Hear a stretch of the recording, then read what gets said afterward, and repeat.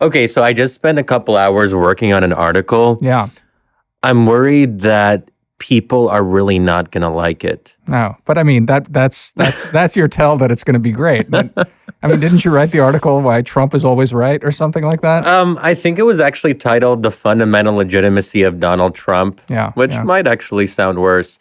But just for the benefit of our readers, I do not think that everything Trump has done is right. Of course. Yeah, just to getting clear it out there. Don't want to slur you too. But here's the thing. So sometimes I wonder, because I obviously have a contrarian sensibility, and if I see everyone believing in one particular thing or taking the side of one particular side in an argument, I start to get a little bit suspicious. But at the same time, I feel like it's exhausting to always defend yourself against attacks. And I wonder if, like, as we get older, do we sort of maintain the willingness to kind of put up with all of that? Like, if I have kids one day, or if I have like a family, am I really going to want to like wake up in the morning and see how people are responding to an article that I was kind of contrarian in, and then I have to like deal with that for like a couple of days? Like, you suspect not, right? I don't know. But I wonder. I feel like I don't know if I have that energy. I mean, I enjoy pushing people. I enjoy challenge, whatever. But anyway, that's what I was doing earlier today. But it's one wonders whether why is it that famous writers are ultimately terrible people often and have these like really fraught relationships with their families or absent. I think if you have that in you, that you need to, like, if that's driving you, it drives out other important things in your life. I think that's true. I've thought about that before. And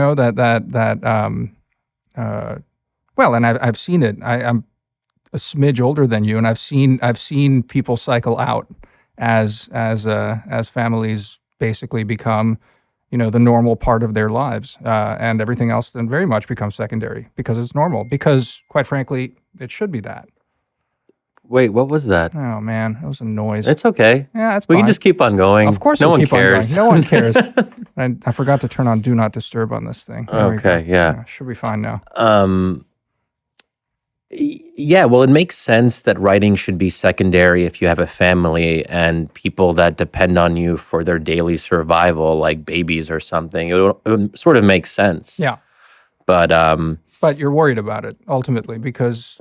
So are you okay? Let's approach it this way. Are you worried that you'll abandon something that's important to you, or you're worried that it's too important to you and it'll impact your life other ways? In what direction is the arrow? If it happens, God willing, I mean, I would look forward to it. This sense of a reprioritization that I mean, I'll always love writing. I love writing, but do I want it to be the central thing in my life? Right. I don't know if I do. And I'm not even sure if it is now, but it is very important to me. But I think I would welcome a situation where I didn't feel the need to like be in the throes of debate, because that's the part that there's like an adrenaline rush and you enjoy it. And there's something exciting about it. But there's also the kind of like drop off afterwards where you feel almost emotionally exhausted because you put a lot of yourself into an argument and something that you care about. So, I'm contrarian, and that's fine, but I believe everything that I write. Right, and I take, so for me, there is a personal aspect. If I'm making an argument, it means that I believe in it enough to actually write it. Yeah, Otherwise, I wouldn't write it, Yeah. But I also have this other fantasy of like just being on this podcast. And you know how it is when there's a new band and they have their first album and it's like really popular and stuff. Yes. But they get too popular and then... Are you quitting the podcast? What are you saying? But they get popular, then they're like, well, we're becoming too mainstream. We're an indie band. And then they come up with the second or third album that's like really dense and challenging and inaccessible. And they're almost like fucking with the listener and they're like, we want to make this hard for you, and we want to see if you still stay with us. Right. And we're gonna like put out weird stuff and weird interludes and instrumentals Right. and stuff with electronic blips. Mm. And we're gonna see if our audience will stick with us. So sometimes I wonder if we just like kind of came here on the podcast and we just started saying really esoteric things to test our listeners, because I think that after especially the last couple episodes, we have some new listeners. People are getting into the podcast, but there's almost a part of me that wants to challenge them and say, come on. I mean, okay, Shadi, when we're making millions of dollars in this, then we'll get experimental with the podcast. Until that day, we get like another 100 people maybe listening. I'm fine to keep it unchallenging as possible. We got to grow the audience until you get to the millions. No, right? It's a fantasy.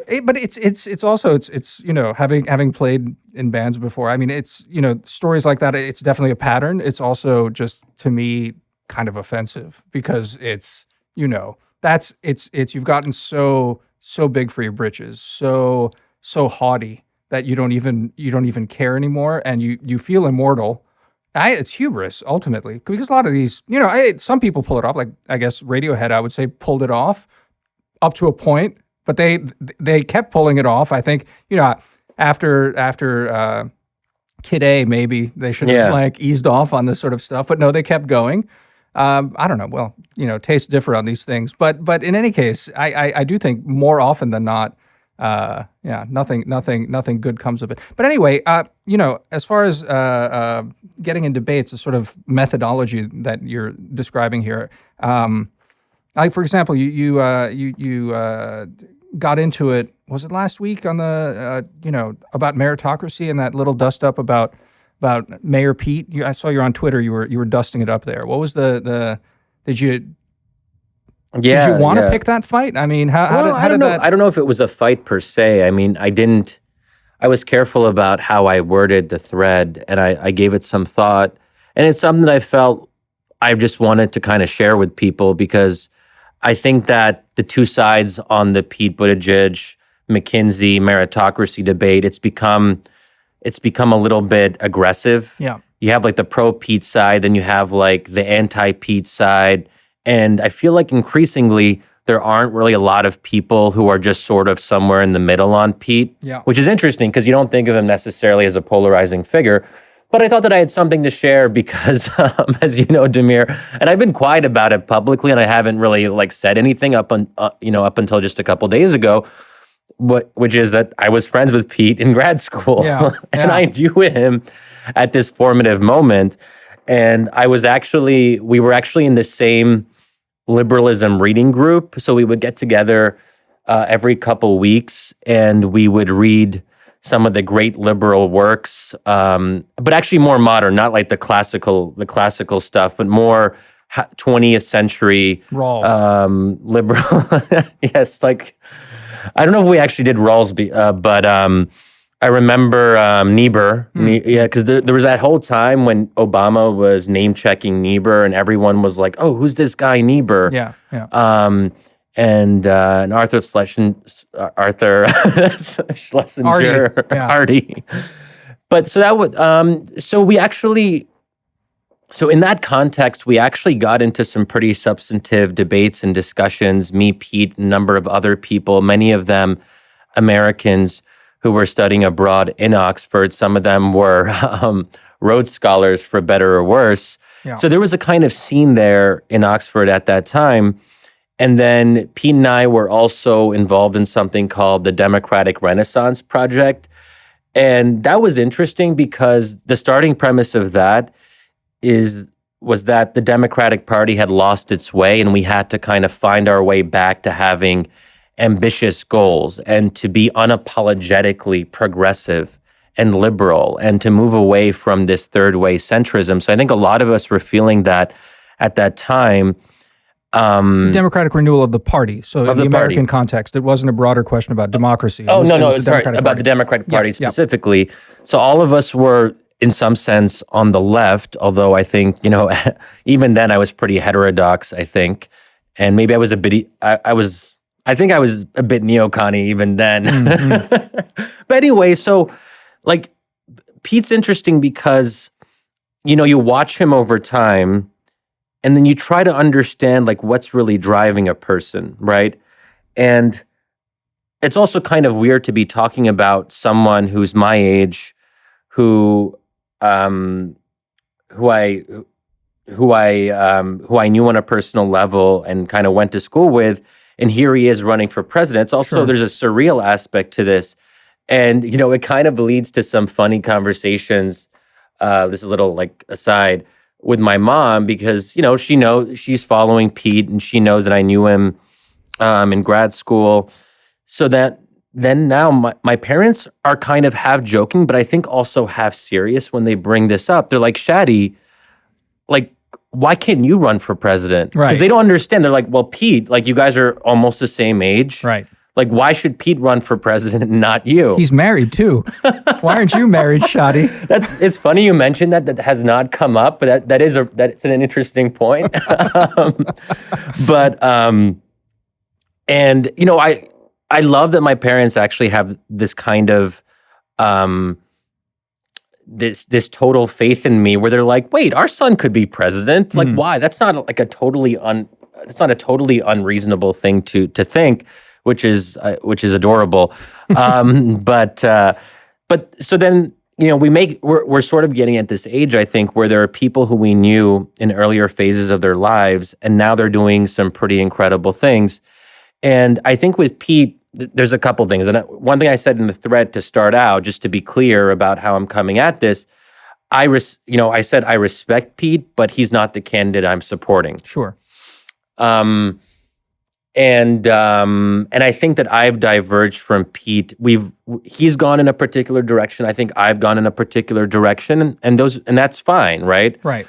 And I think that the way that I would describe Pete is that he does have progressive objectives, as far as I can tell. He still has them, but that he's very much, I think he likes the idea of pragmatic means to get to those progressive ideals, right? Right. And that gets to an interesting conversation of means versus ends. And I think one potential risk, I mean, it sounds very reasonable. Why not be as pragmatic and somewhat incrementalist in your means? And that's a way to get to some bigger ambitions. But the risk there, and I think this is what we saw with Obama, but to some extent, is that you can't keep your means and ends completely separate. Right. If you are committing yourself and you're engaged in these pragmatic, even let's say centrist means and mechanisms, you start to internalize that over time, and it becomes a part of who you are.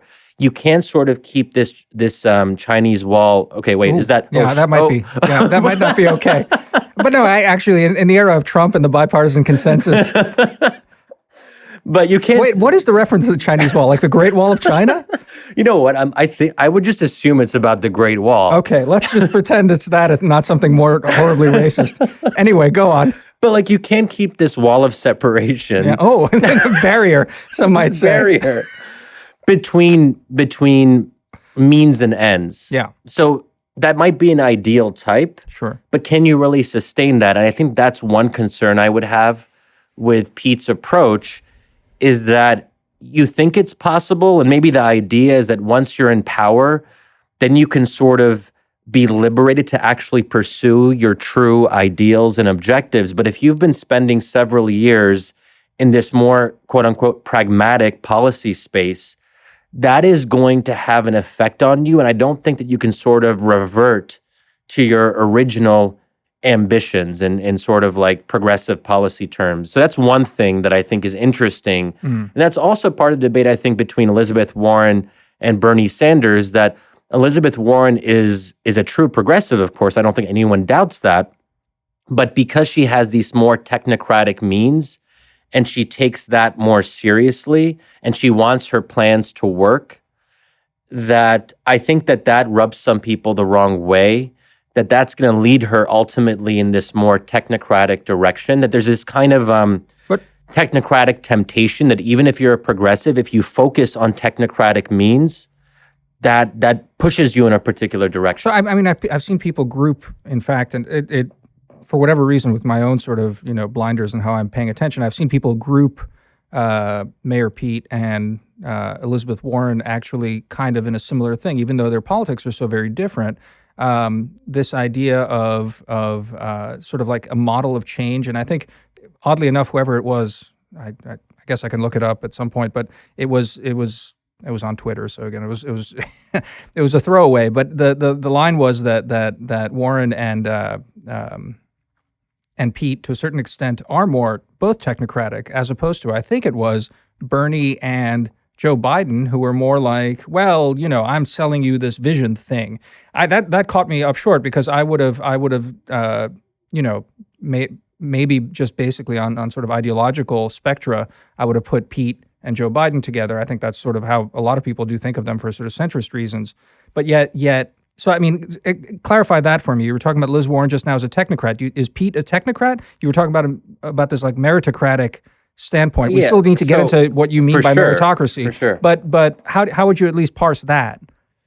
So I think, first of all, most products of the American meritocracy are in some sense technocrats. And we can get into why that might be the case in a second.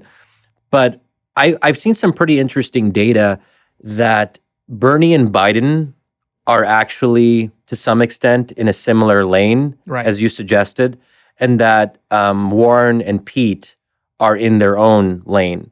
And when I first saw that, I think it was somewhere on 538 where they were breaking this down, I was surprised.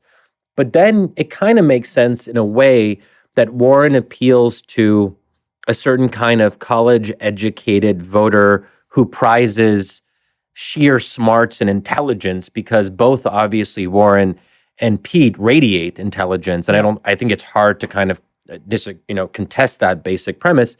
So I think that's their similarity. And sometimes people don't always look at policy specifics or the differences in their Medicare plans. One's obviously more Medicare for all. I think Pete has talked about Medicare for all who want it. Clever, I have to say. Market tested.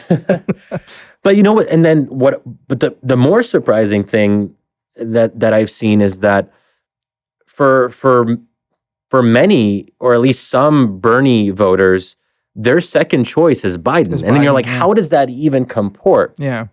It does make sense. It does in a way, if you look at it from that perspective, that you have people who aren't as policy-centric and they're not looking for that like sheer intelligence.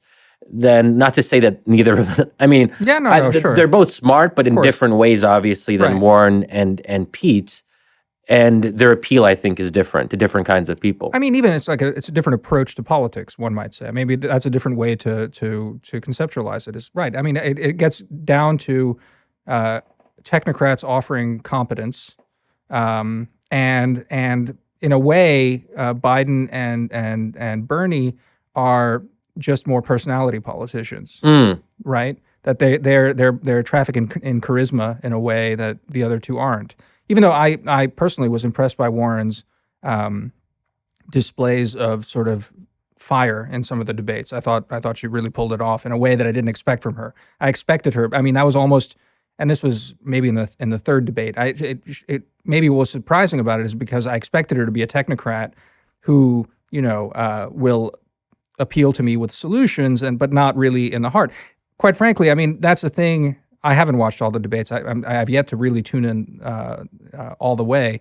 But all my friends that end up sort of being Mayor Pete supporters, I see what the appeal is, but it's an intellectual appeal above everything else. Like if there's an emotional appeal, it's after he's answered a question really well. They're like, yeah, nailed it. You know, but it's not. That's the emotional thing. It's not this other thing, which I think both Biden and Bernie have. And that's where the meritocratic element comes in, that I think that for a lot of us who went through the meritocratic channels, Pete has a kind of inherent appeal, or if not Pete, then Elizabeth Warren.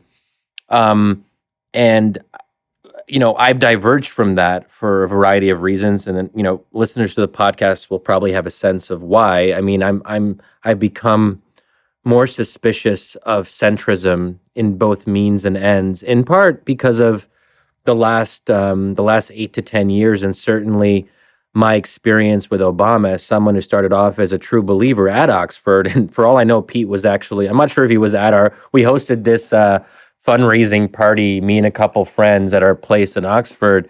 And obviously, a lot of Americans who were at Oxford came, and we were all like thrilled about Obama.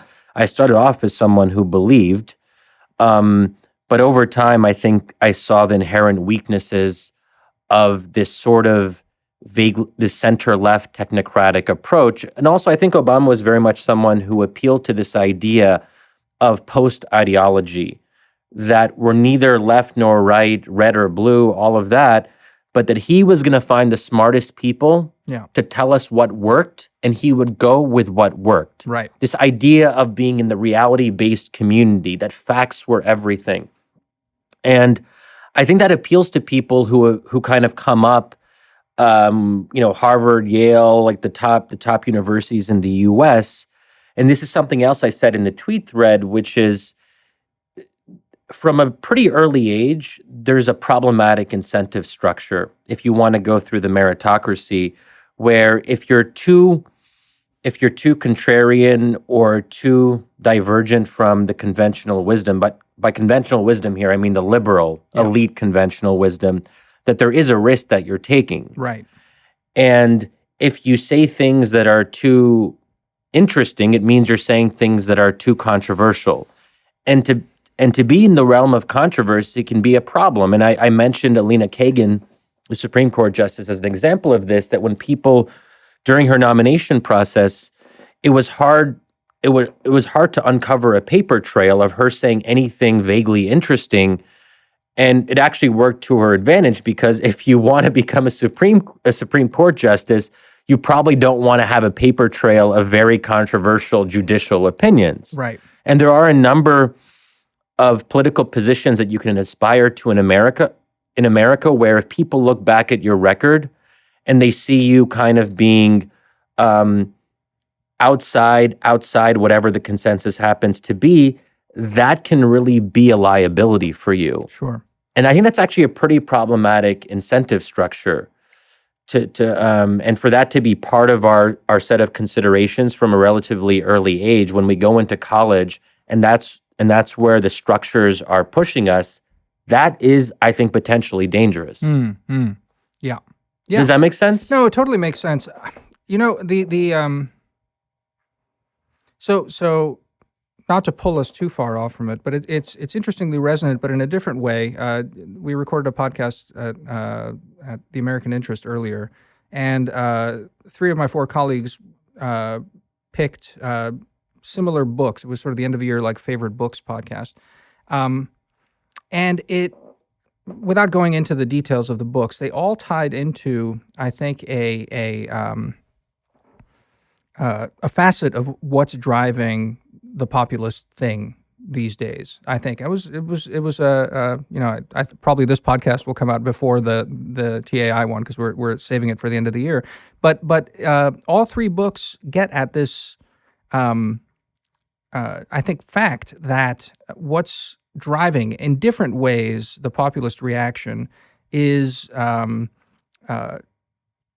a blind spot or an abdication of responsibility or a failure. Again, it's a little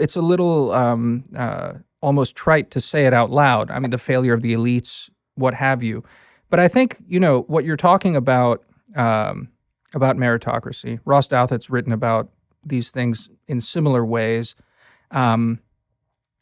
It's not simply just groupthink. It's that the groupthink itself has so many givens, so many priors that are unexamined by most people, that just become, it's this bubble creation sort of thing. That ultimately, as it gets challenged, usually the challenge has been able to be brought down, but for whatever reason right now it's not working. The challenge is not as simple to smack down as it has been in the past. I personally think it has a lot to do with the end of the Cold War, that a lot of things have sort of opened up, and still, it took quite a while between the end of the Cold War and now for this to really break down. Obviously, the financial crisis and the rest of this. It's that part of the premises, and I think it ties less to the sort of I think the popular understanding of meritocracy, but more for the sort of mentality it breeds, especially with someone like Mayor Pete.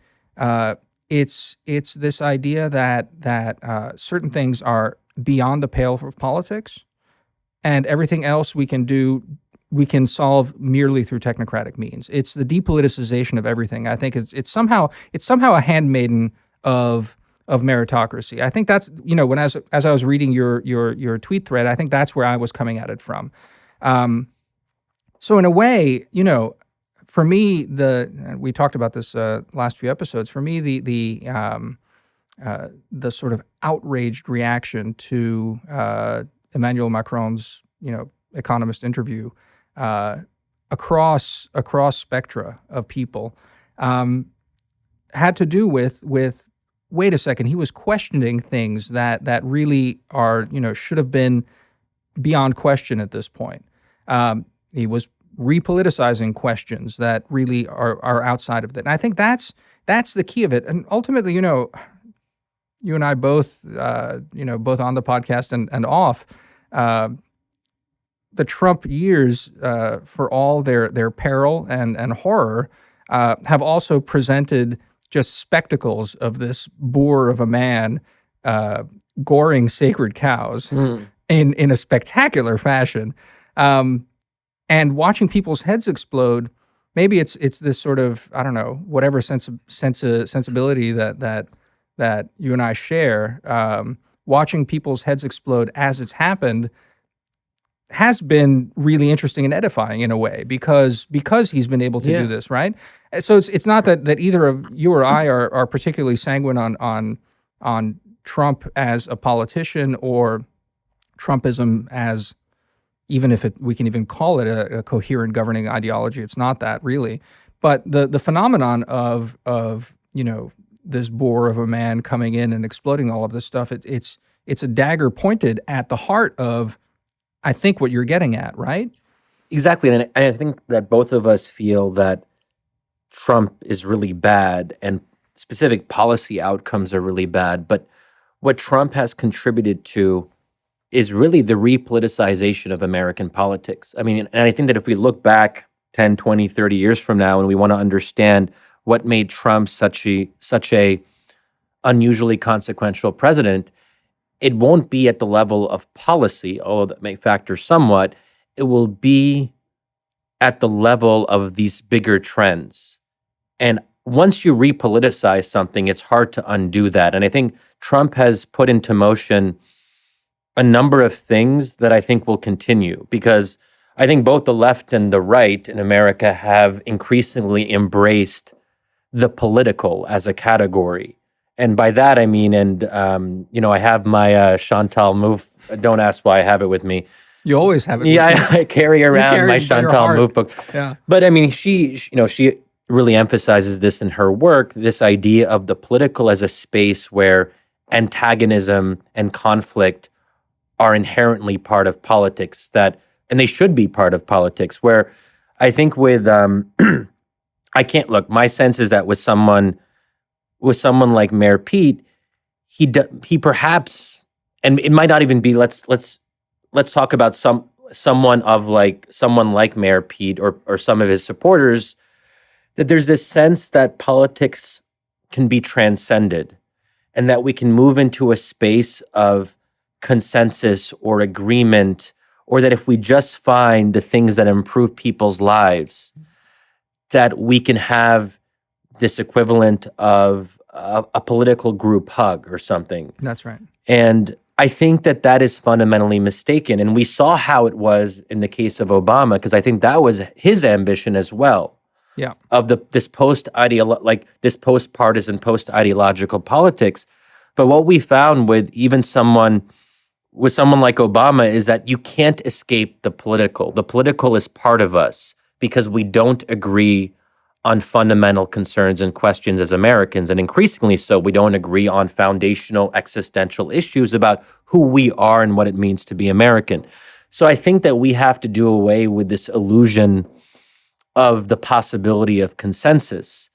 And if we don't go into politics, but if we go into politics believing that some hypothetical consensus is possible, it's a nice thought, but I worry it just sets us up for a deeper failure. Right. And that would be, I think, one of the major concerns of the kind of centrist technocratic approach to politics. But I'll also just say, before I forget one thing, and it might be controversial, but I think that one thing that has helped me be more comfortable outside the consensus, and honestly, I don't think it would have been possible otherwise.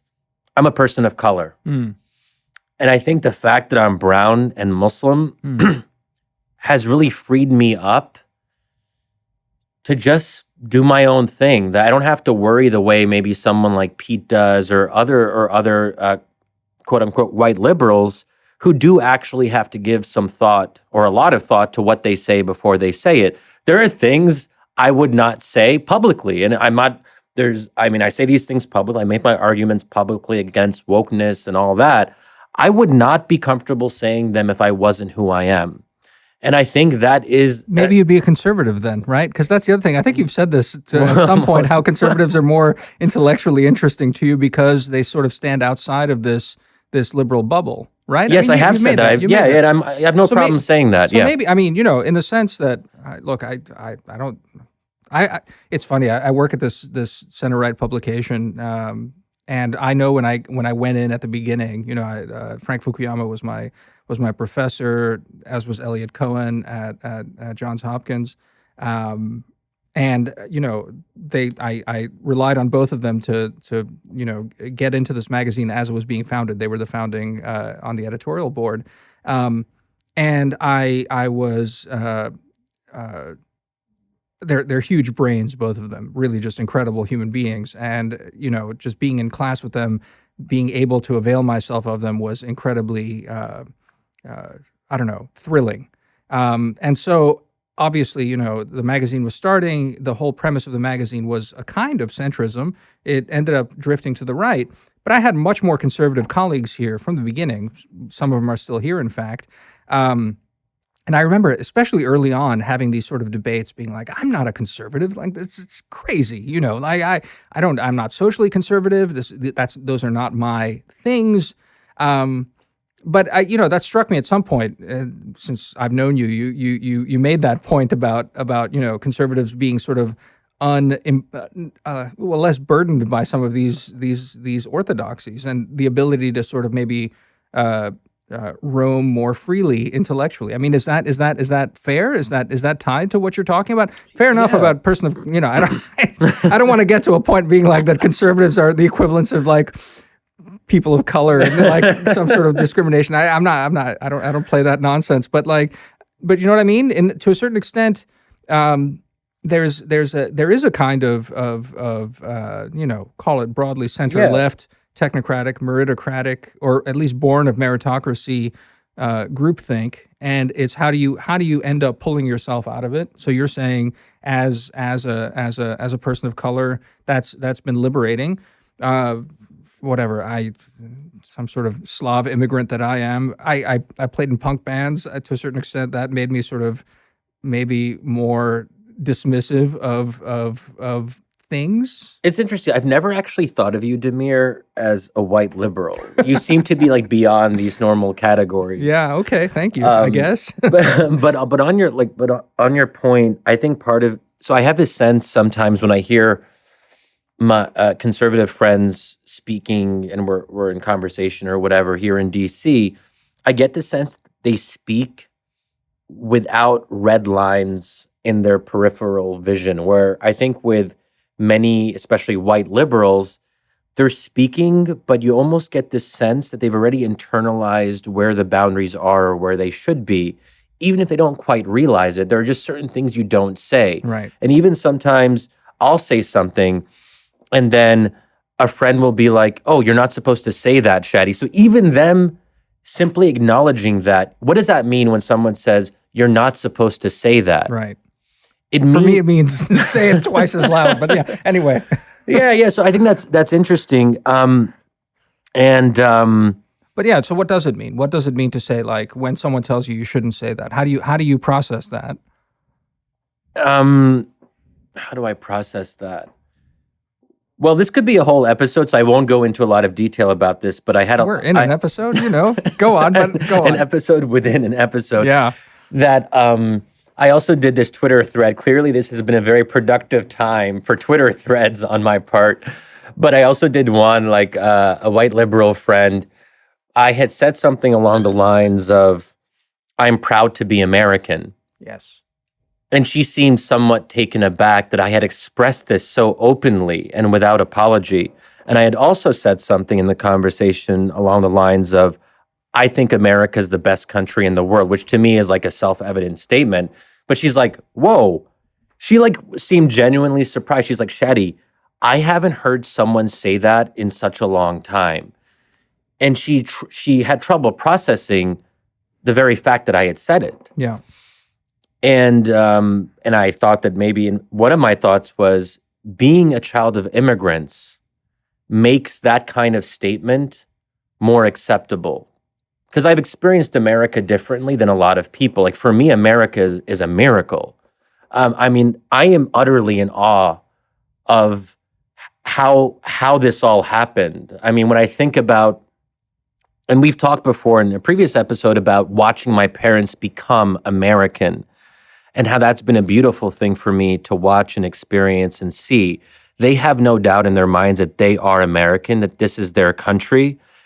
And that's not something you see as much in Europe among Muslim immigrants, So, but it gets to this, but to go back to the original point, I think part of it too is, if you're a liberal in the American sense, in the American political or sense, I should say, you already feel that you have reached the answers.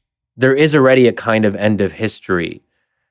There's not a lot of, you don't need a whole lot of self-questioning, because certain things work, facts exist, 2 + 2 = 4, and certain things go without saying. So structural racism, it's just a fact. And the fact that anyone would question that is not so much a policy disagreement, it's actually something deeper. It's a denial of reality. It's a denial of the progressive endpoint that we've all ostensibly reached, right? And there's a lot of things like that, gay marriage. And when a liberal encounters someone who doesn't support gay marriage, again, it's not considered a legitimate policy difference. It's more that this person is in this category of badness that is outside the spectrum of what is acceptable. And I think a lot of things for liberals have become sort of these uncontested ideas because we have reached the answer. Right. No, precisely. I mean, that's what depoliticization ultimately ends up meaning, right? Is that all these things and the sort of funny, I don't know if funny is the right word, but the handmaiden of all of this is this idea that follows that mindset, is that people need to be educated into right think. Yeah, exactly. And that it's only a process of ignorance that leads to this. I mean, ignorance is a word that's bandied around. You're so ignorant that you don't get it. Now, I mean, this is why, and it's such a nasty thing, because you don't want to give space or make excuses for the worst of Trump's outbursts, especially on questions of race. And this is you don't want to get on any sort of slippery slope where you're talking about the non-reality of racism and things like that. That's not what you want to do. But it's how do I put it? You almost have to pick, to a certain extent, whether you are for democracy and to your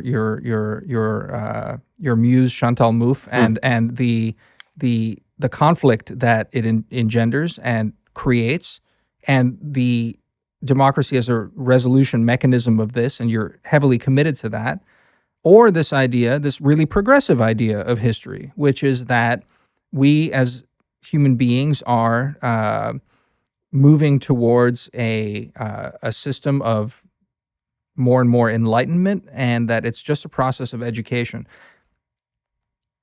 Now, 43 years into my life, I'm increasingly not of the view about human improvement. I mean, maybe, and that's coming back to the thing. I don't see myself as a conservative for those. I don't see myself as a liberal for those reasons, or at least as a progressive.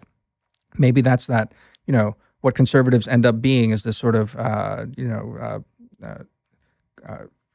pessimists about human nature. Maybe that's where my conservatism comes from. This idea that we can educate ourselves to, towards some kind of, better humanity. I'm skeptical of it. I'm skeptical of it. That's one of my priors that I approach these things. This is not to say that we can't have more just societies. This is not to say that we can't improve things.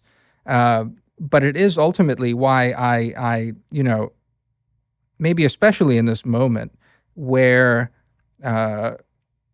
liberal progressivism has embraced to such an extent this radical sense of both righteousness on the one side and an ability to feel that if only we did X, Y, and Z, we could educate again the voters in such a way that all the rest of this, that politics, that democracy as a resolution mechanism becomes so secondary to all of it, that it is a contemptible position. I think this like technocrat, it's literally contemptible.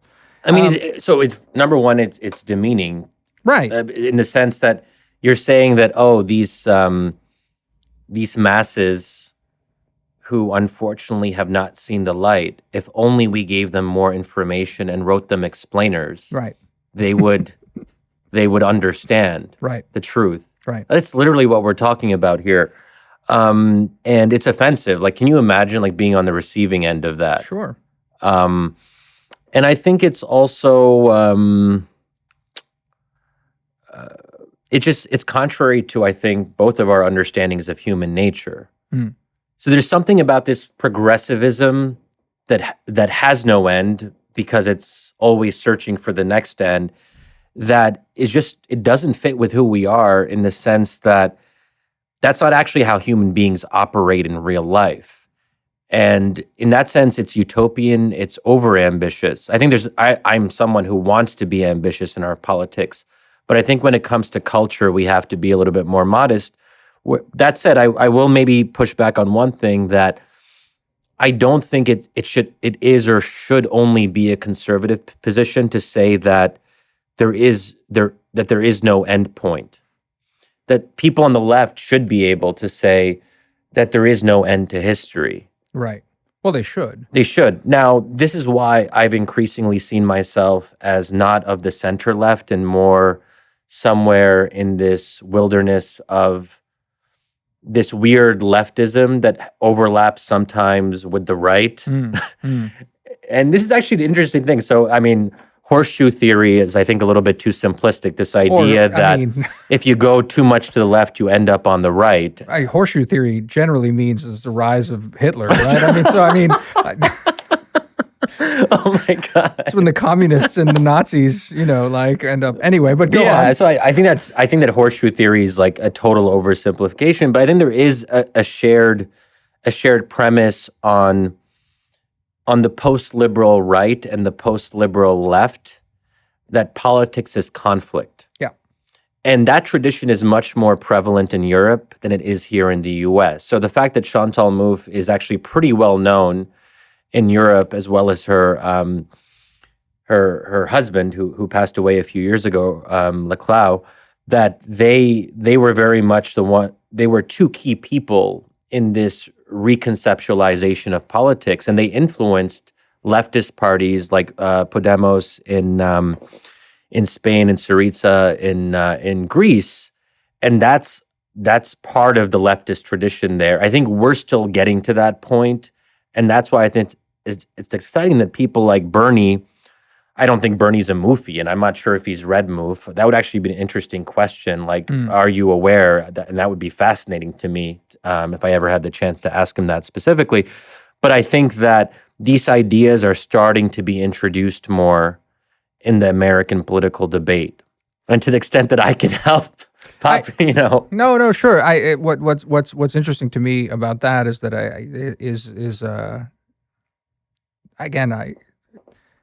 people's perspectives on this, but this idea that the Europeans are somehow further along on this than we are, I think that's a wild thought to me ultimately, because the dominant figure in European thought on this is Jürgen Habermas, and Habermasian approach is the EU approach. I mean, if you want to map onto sort of politics, European politics, you go to Jürgen Habermas, and if you're going to criticize, or if you want to grapple with the problems of European politics, it's that the Habermasian depoliticization thing is dominant. That in fact the entire European project is an attempt to realize the ultimate depoliticization of everything. The entire thrust of Europe is to overcome the horrors of World War II, which in the common reading is one of difference and national difference and nationalism, taken to its logical ends, which leads to genocide. That is the founding principle of Europe, not Chantal Mouffe. And so the fact that, again, the book I picked for my end of the year is by this Dutchman, Luuk van Middelaar. It's a terrific book, and I encourage you to read it at some point, because Chantal Mouffe is a left Schmittian person, like leverages Schmitt. Luuk van Middelaar also, talks about the fact that this depoliticization of Europe, since, especially as Europe has grown and had grown like into ambitions of creating this kind of state, the super state, the limits of creating anything that's depoliticized and the pushback it gets from normal democratic societies are its doom. Ultimately, why that book is so interesting and powerful for an American, not for a European, is that the European Union, when we talk about liberal world order, when you get these people around Washington, they're like, oh my God, the liberal world order, it's being destroyed. It's the liberal world order best applied and created is the European Union, with all its flaws, with all its pretensions for depoliticizing everything, for removing debate, for non-agonistic things, for the destruction of nation states because Hitler, because all of this sort of stuff. And again, my parents live in Croatia. I visit all the time. Most recent EU country. Beyond drawing my roots, I spend a fair bit of time there. I try not to be glib about this, but in the same sort of way that watching that boor Donald Trump torpedo all these pretty lies here, I can't help but watch what's happening in Europe with some sense of like, not thrill, but my God, people, can't you see it? You know what I mean? And so the crazy reactions of people to what's happening, it's amazing to watch. I guess that's the best way to put it. It's amazing to watch, and it's all tied together. I think it really is to what you were getting at with this sort of mentality, this closed, meritocratic, haughty, solution-based approach to the world, to problems, to everything. And it's all tied to this idea that where we're heading is depoliticization. I mean, we're really going to get into tangent if we go too far on this, but for example, even environmentalism right now, Greta Thunberg was just given the Time Person of the Year.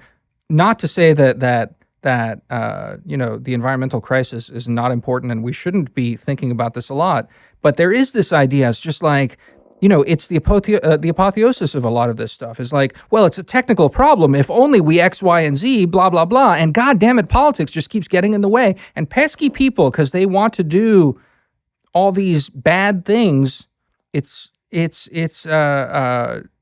For me, it's really sort of hard to not be sort of contemptuous of this. Yeah, so I think Michael Bloomberg is sort of the logical endpoint of solutionism. And it shows how there is a strong authoritarian component to technocracy if it is unchecked. So actually, there was a really interesting piece by one of my colleagues, Natan. He was writing about Israeli politics. And I think the title, or like one of the ideas in there, was something like Against Solutionism. He was saying that we as Americans have trouble understanding Israeli politics and Bibi and the stuff that we think is like, why is he doing all this like terrible, crazy stuff? Where Bibi doesn't actually think that there are solutions to certain problems. In other words, that the Israeli-Palestinian conflict will not be solved. Right. And that it's just a different way of looking at the world. Right. We as Americans, I think our tendency is to see a problem. And this is the way we talk about Israel-Palestine, that we have to choose between one of two solutions. There is, of course, a third alternative, which is neither. Right. Right. And we both, from our, when we were in Israel a few months ago, I think we both came out of it with that sort of conclusion. Yes. That's actually perhaps the most likely option. I wanted to ask you, though, your point on Europe is interesting, that Europe is in some sense the epitome of the liberal end of history. But at the same time, that liberal depoliticization has coexisted with rather vibrant far lefts and far rights. So it's interesting that there would be that coexistence in the first place, that unlike the US until perhaps fairly recently, Europe has had there is a proper far right in Europe that has been there. Yeah. And not just like overnight. No, for sure. Yeah. But also there has been a far left. Various communist parties throughout Western Europe were doing quite well, winning somewhere between 15 and 25% of the vote, after World War II. No. So, I mean, to be clear, the Cold War period, and then the post-Cold War period, it's different, right? I mean, up until Treaty of Maastricht, it's still just a common market, the European level, and you have communism and communist parties doing this. What's interesting about the period since the end of the Cold War, as the European project has gotten more end of history like, more technocratic, is that, and this is one of the points in that book, is that in doing so, it took in a lot of the logic of what it takes to create a market, which is rulemaking. You set up a set of rules, and rules are technocratic. To set up a functioning market, it's just pure rationality, and you can solve these things in a way that it's a win for all. But that there's more to something. If you're trying to create some kind of state, there's more to it than just that. And the point that Luuk van Middelaar makes is that the post-1989 European project has in fact made no space for these things.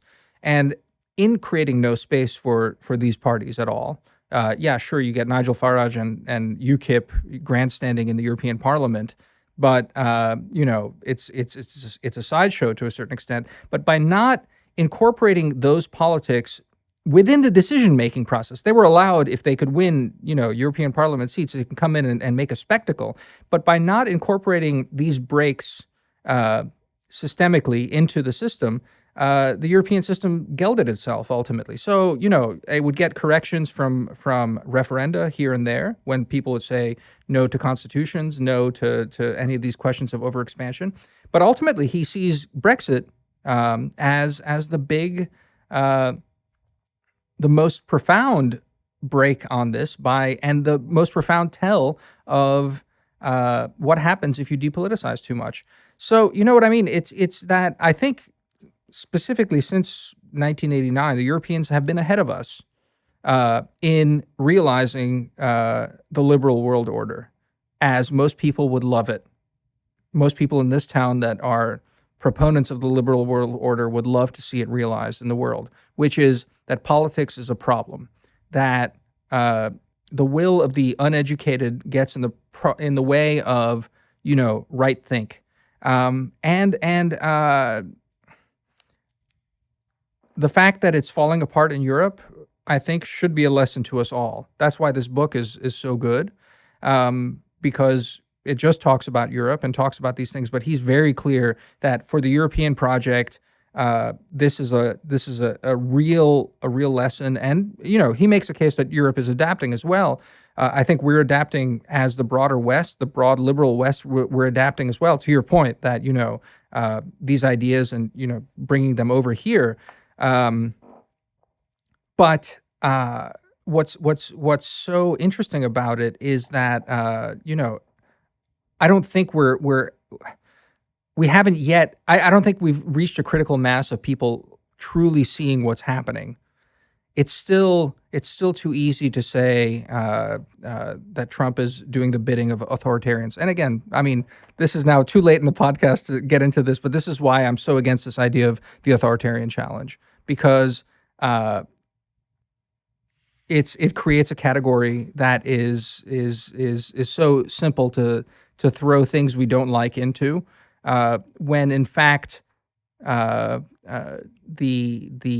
reaction to this self-satisfied liberal complacency sometimes takes authoritarian forms, sometimes takes less authoritarian forms. But that to me is everything.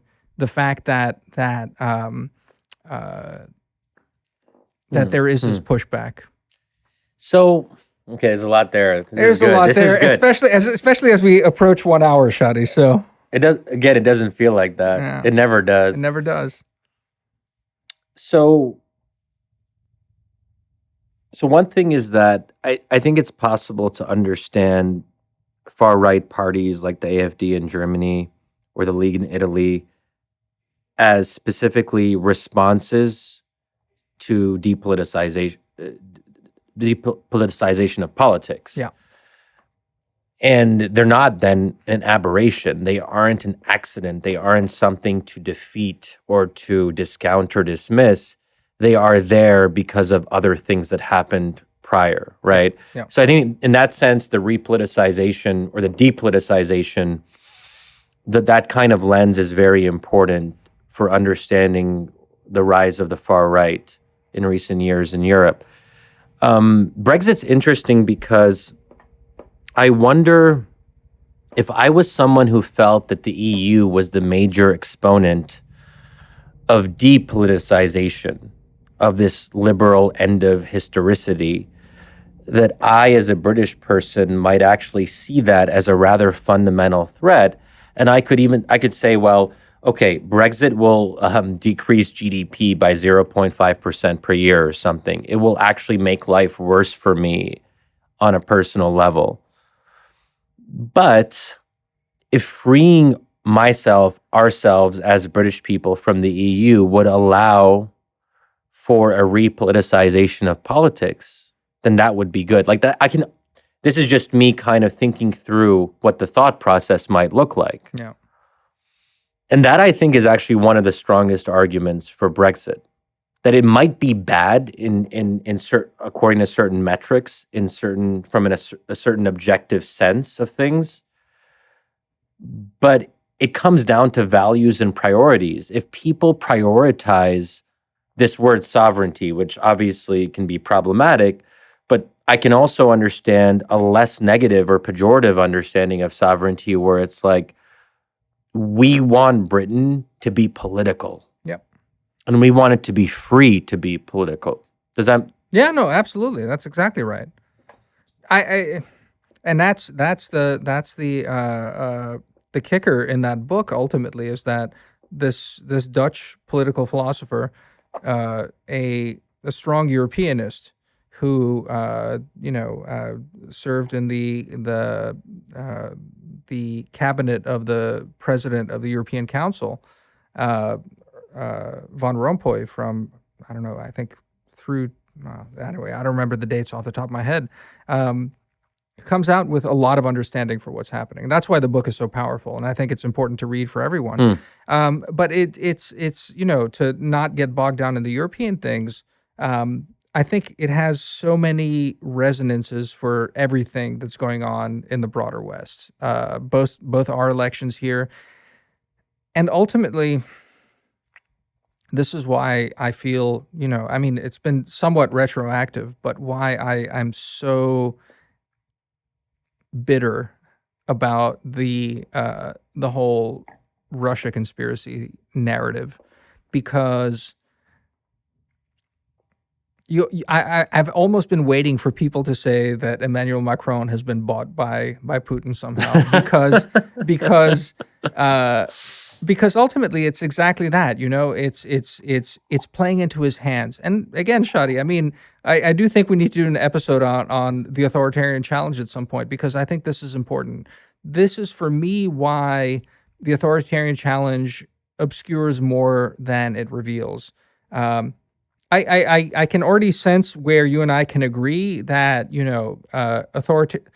really existing authoritarianism is bad, and we need to, basically, Yeah, well, that's my position. Be against it.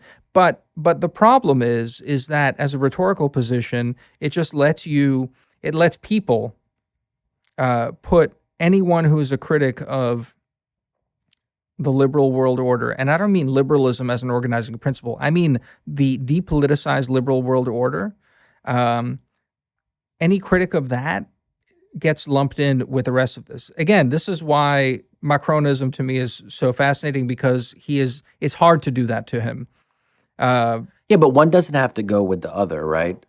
One doesn't have to go with the other. So I'm someone who does actually believe there's an authoritarian challenge, and that Western countries should organize against the rise of authoritarianism. But I would never dismiss whatever other problems I have with the AfD, with anti-Muslim attitudes and all that. I wouldn't want to dismiss the AfD out of hand as, oh, they're Russian stooges. And that's language I never use, because I think that's contrary to the democratic spirit, that these are parties that have a right to participate in Germany or elsewhere in Europe, and that to try to dismiss them preemptively as being beholden to a foreign power, there's something really problematic about that, because you're not contesting ideas. You're not actually understanding where the grievances that drive the AfD actually come from. Yeah. No, that's right.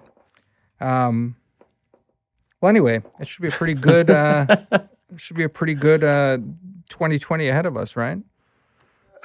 Well, what do you mean by that? I think we have plenty to talk about. That sounds like a threat. A threat? No. No, look, 2020 could actually be worse than 2019. That's actually what I worry about. How so? What could be worse? So there is this side of me that's in tune perhaps with the darker aspects of human nature that sort of assumes as a starting point that the next year will be worse than the previous one. Yeah. That there's this almost, maybe not in the broader sweep of history. Obviously, 2019 and 2020 are much better, in my view, than, say, I don't know, 1954. Yeah, sure. Or 1962. Yeah. So we also have to keep this in perspective. But for those of us who were born in the 80s, I think there is a sense that each subsequent year will be in some sense worse than the previous one, or at least we'll feel that it's worse than the previous one. So some of this also has to do with perception.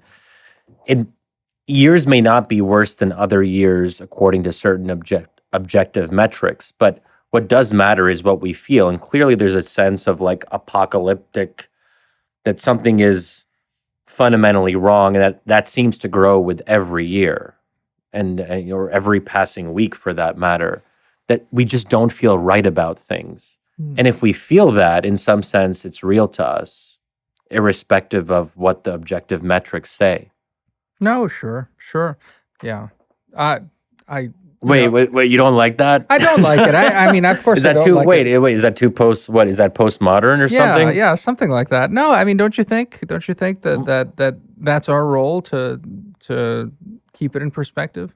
That it's been worse. We're still not shooting each other on campuses. You know, we're not sending the National Guard to shoot student protesters. I still think we're far short of these things. And that's why I said we're better than 1962, or for that matter, 1967. Right. So exactly that. So just because it's lived and experienced doesn't mean we need to valorize or experience to that extent. Or as Tom York says in the classic Radiohead song from Kid A, The Optimist, the refrain, as you might recall, is just because you feel it doesn't mean it's there. You remember that song? I do remember that song. Shadi, that's a great place to end this. Oh my God. We've gone full circle. Indeed. Excellent. See you next time. See you, Damir. Bye. Bye.